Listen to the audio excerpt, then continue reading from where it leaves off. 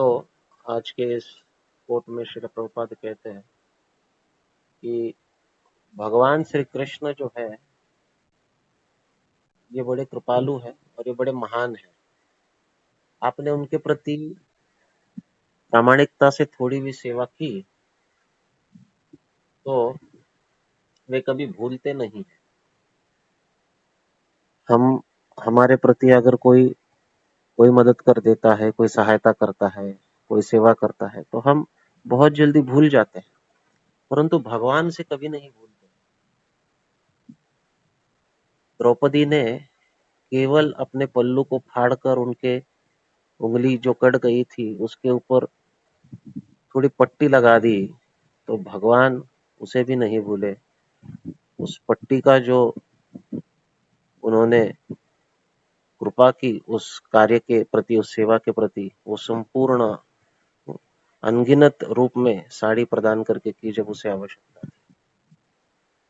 तो वे बड़े कृपालु है और असीम कृपा करने की क्षमता भी रखते हैं। He is very powerful.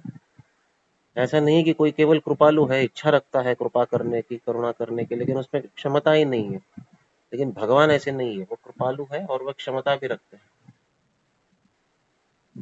अगर कृष्ण आपके मित्र बन जाए और कृष्ण आपको याद रखे तो फिर आपको और किसी को मित्र बनाने की आवश्यकता नहीं है और किसी का आश्रय लेने की आवश्यकता नहीं है। और इसलिए भगवान के ऊपर अपना मन दृढ़ करना, उनका चिंतन करना, उनका मनन करना, उनका स्मरण करना, यही वास्तविक हमारे भक्ति का उद्देश्य है। सततम स्मर्तव्यो विष्णु विस्मर्तव्य न जातुचित। सदैव भगवान का स्मरण हो और उनका विस्मरण कभी ना हो, यही हमारे भक्ति का उद्देश्य है।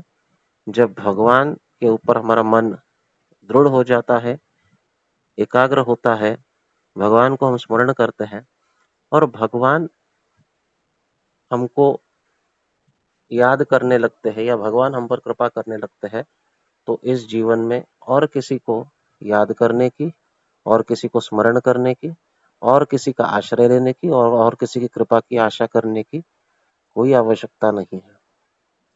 तो भगवान करुणाशाली भी है, कृपावान भी है, कृपा सिंधु है और क्षमता भी रखते हैं जीव को आश्रय देने की, और यही उनकी महत्ता है।